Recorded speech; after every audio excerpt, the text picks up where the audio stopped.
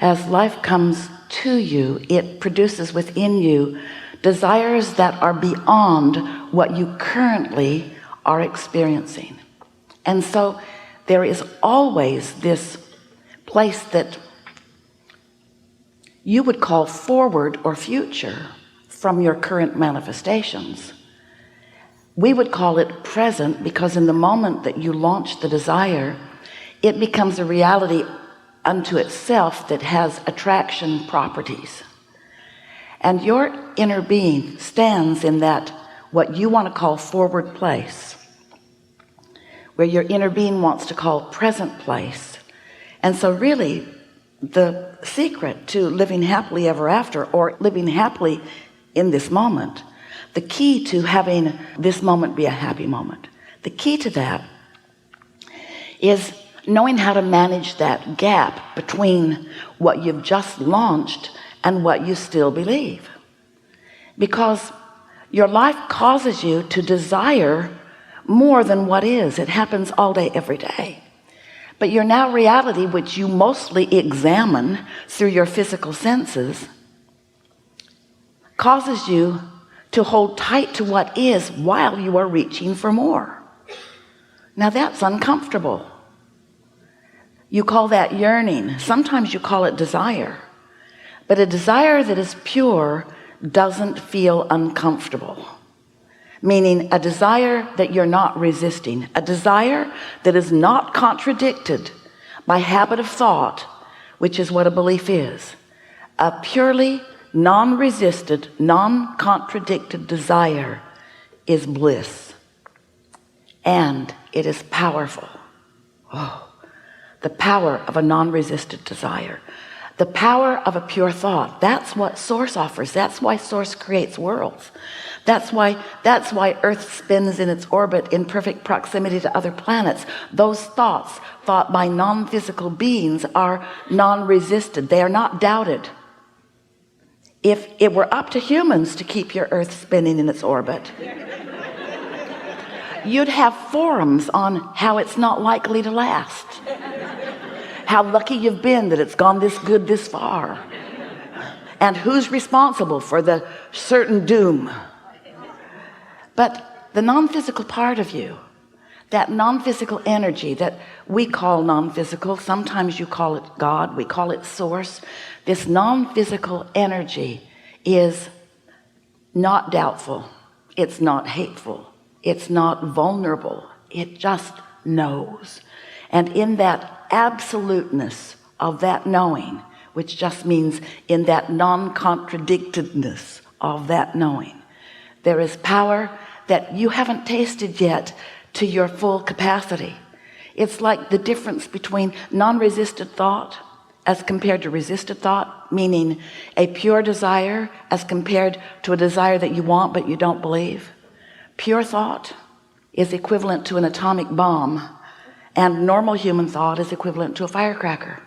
You just can't quite feel the power of the non-resisted thought, and yet every now and again you find a little piece of it and you feel the energy of it, the euphoria of it, the bliss of it, the power of it. But for most humans it doesn't last very long, because you've trained yourself and been trained by others to be so very objective, so very balanced. Let's weigh the pros and the cons and the pluses and the minuses. Let's think about what we want, but let's look at the downside of it too. And we say, don't do that. Don't contradict your thought for the sake of pleasing others who don't know better. Find something that you want and focus on it unequivocally. And as you look around at others like you who are creating their own reality, and you see someone who is particularly, apparently, masterful at it, in that they've accomplished a lot, they are masters in their art or masters in their science or blissful in their world, and as you get up close enough that you get to hear them or know them, you will notice these things about them. They speak of what they want, but they don't talk against it. They don't talk against their own desires. Jerry wrote a paper, Esther's Jerry, dearly departed, dearly not departed, but partly departed. Part of him departed, most of him still here. It's hard to explain. He croaked. He wrote a paper some years ago entitled, "Keep Your Ideas to Yourself Until They Are Fully Developed," because he watched so many people who he was counseling in financial matters who would have a desire and they would speak it to those around them who didn't believe in them, who didn't believe in success at all, perhaps. But people are so quick to warn each other about pitfalls, and that's contradicted thought. People are so quick to look for the downside of things. That's contradicted thought. But the difference that we want you to know and feel by the time you walk out of this room today is that the only difference worth really noting between you and your inner being, who is non-physically focused, is that your inner being never speaks against you or against your ideas of desire. And when you do, you cause a kind of separation. There's no possibility of separation, but you pinch yourself off from the fullness of who you are. And that pinched off state of being feels to you like negative emotion. Your emotions are your indicator of how in alignment you are, how fully and wholly you are, or how you are contradicting your own desire. Have you ever had an experience with another human? Usually they're related to you in some way, or married to you, or working with you, or living next door, or complete strangers. And you are having a conversation with them about something that you believe deeply in, and they believe deeply in it too. They just don't agree with you. And so you explain your perspective, which just makes them come on stronger with theirs. And then they explain their perspective, which just makes you come on stronger with yours. And so you've got this sort of tug of war going, and rarely is there any consensus that is formed under those conditions, because you just dig in a protective state to defend your position. Have you ever had that experience? Children? What we want you to realize is that those two perspectives are present within you, singularly, individually, you, every day, when you have a desire that you don't believe. I want more money, but I've never had enough money. I don't know anybody that really has enough money. My parents didn't have enough money. And while that is factually accurate, it doesn't need to remain that way. But the reason it does remain that way is because when you keep that vibration active as a belief, then your desire can't get far out ahead of it. And this is the thing, this is the premise that we want you to begin with today. We want you to listen to what we say next and try to get your thoughts around this, because as you accept this progression of your evolution, as you hear this simple premise that we're going to put forward right here, everything else will be easy for you from now on as you are creating your own reality. So here's the premise. You came from non-physical, but not all of you came. And in this physical body, you have a role to play in the co-creation between you and your non-physical counterpart. You said, I'll be on the leading, not bleeding, leading edge. I'll explore contrast, and I will come to my own personal conclusions of what I would prefer beyond what is. And your inner being said, and when you do that, we will accept from you the essence of what you are asking for, and we will hold it in a non-resistant state while you find a way of bringing your beliefs to match it. In other words, if you lived in a time and a space where there was not enough food, and starvation is what was happening all around you, and your desire for abundance of food, not just for your belly, but for the bellies of those you love, for the bellies of those that you don't even know, you and however many of you that are having the experience, usually millions, are launching rockets of desires, and all of your inner beings are receiving those requests and holding purely that thought of abundance of food. But the reality of your starvation in your human form keeps you from believing that, keeps you from accepting that, because what is so powerfully witnessed by you. And you would feel like a fool to pretend abundance when it isn't evident around you. And so your now reality keeps you in starvation mode.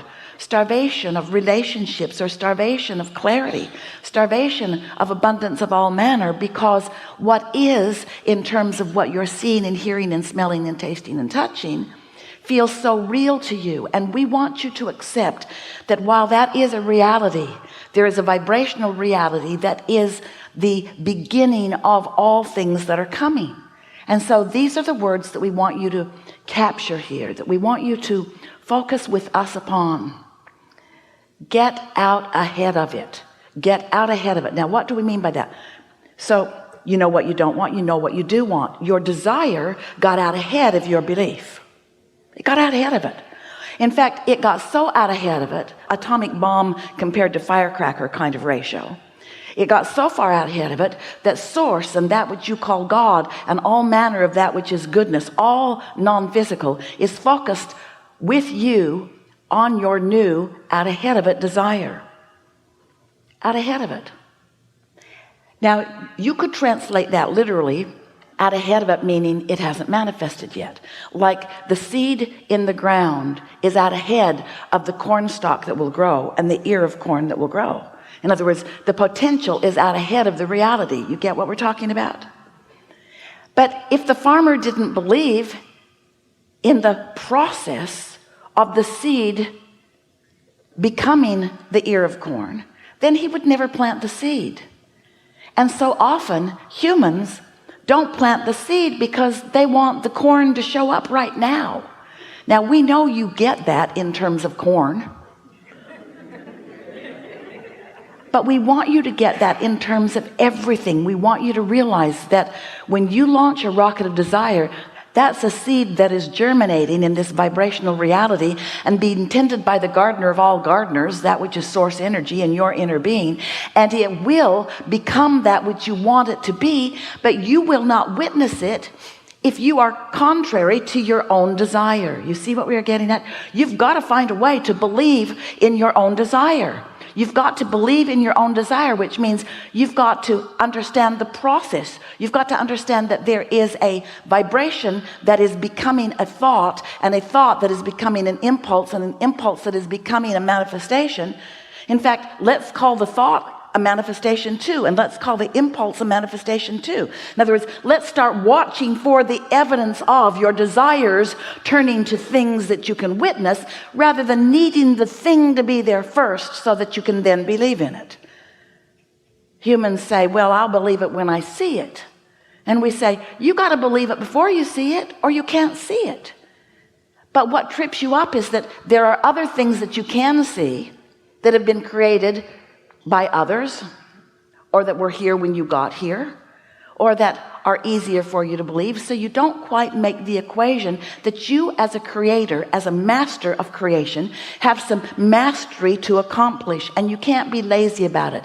You got to pay attention to what you're doing vibrationally. You can't just complacently move along through life observing what you want. That's a good thing because you create more of that. But when you observe what you don't want, not so good, because you create more of that.